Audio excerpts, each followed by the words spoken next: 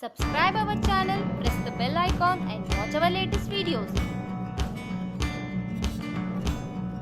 ಪ್ಯಾನ್ಗೆ ಮೊದಲು 1 table spoon ಅಷ್ಟು ತುಪ್ಪ ಹಾಕ್ಕೊಳ್ಳಿ.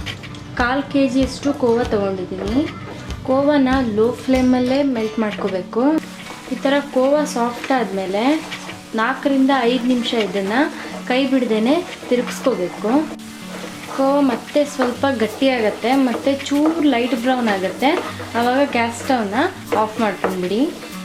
ಈಗ ಇದನ್ನು ತಣ್ಣಗಾಗಕ್ಕೆ ಬಿಟ್ಬಿಡಿ. ಫುಲ್ ತಣ್ಣಗಾಗಬಾರ್ದು, ಇದು ಒಂದು ಸ್ವಲ್ಪ ಮುಟ್ಟೋ ಹಾಗಾದರೆ ಸಾಕು. ಈಗಿದು ಕೈನಲ್ಲಿ ಮುಟ್ಟೋಷ್ಟು ತಣ್ಣಗಾಗಿದೆ. ಇದಕ್ಕೀಗ 4 ರಿಂದ 5 ಟೇಬಲ್ ಸ್ಪೂನಷ್ಟು ಸಕ್ಕರೆ ಪುಡಿ ಹಾಕ್ಕೊಳ್ಳಿ. ಗ್ಯಾಸ್ ಆಫ್ ಆಗಿರಬೇಕು, ಆನಲ್ಲಿ ಇರಬಾರ್ದು. ಇದನ್ನೀಗ ಚೆನ್ನಾಗಿ ಮಿಕ್ಸ್ ಮಾಡ್ಕೋಬೇಕು.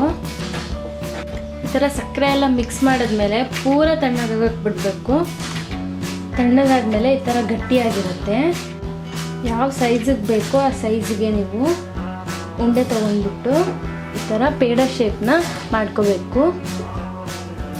ನೋಡಿ, ಈ ಥರ ಮಿಕ್ಕಿದೆಲ್ಲ ಪೇಡನೂ ಮಾಡ್ಕೋಬೇಕು. 1/4 kg ಕೋವಾದಲ್ಲಿ ಹತ್ತತ್ರ ಈ ಸೈಜಲ್ಲಿ ಮಾಡಿಕೊಂಡ್ರೆ 12 ಪೇಡ ರೆಡಿ ಆಗುತ್ತೆ.